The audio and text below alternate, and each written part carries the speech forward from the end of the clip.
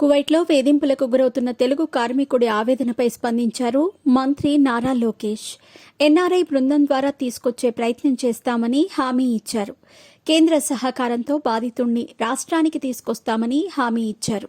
అయితే అన్నమయ్య జిల్లా వాల్మీకిపురం మండలం చింతపర్తికి చెందిన శివ ఉపాధి కోసం కువైట్ వెళ్లాడు. బ్రతుకు తెరువు కోసం దేశం కాని దేశం వెళ్లి తీవ్ర ఇబ్బందులు పడుతున్న తెలుగు కార్మికుడి ఆవేదన మంత్రి లోకేష్ వరకు చేరుకుంది. కువైట్లో వేధింపులకు గురవుతూ తనకు సాయం చేయకపోతే చావే దిక్కంటూ తెలుగు కార్మికుడు సోషల్ మీడియాలో పోస్టు చేసిన వీడియోపై మంత్రి లోకేష్ స్పందించారు. వీడియోలోని వ్యక్తిని గుర్తించామని, తెలుగుదేశం ఎన్ఆర్ఐ బృందం ఆయన్ని సేవ్ చేస్తుందని మంత్రి తెలిపారు. కేంద్ర సహకారంతో బాధితుణ్ణి రాష్ట్రానికి తీసుకొస్తామని హామీ ఇచ్చారు.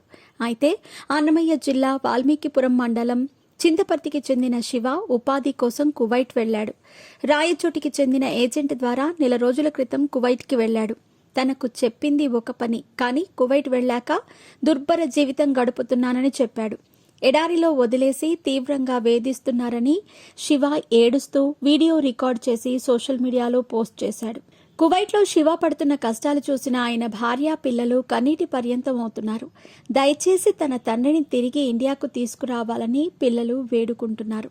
ప్రభుత్వం చొరవ తీసుకోవాలని కోరుతున్నారు. ఇక కువైట్కు వెళ్లేందుకు చేసిన అప్పులుండగా భర్త శివను ఎలా రప్పించాలో తెలియక దిక్కుతోచని స్థితిలో ఉన్నారు శివ కుటుంబ సభ్యులు.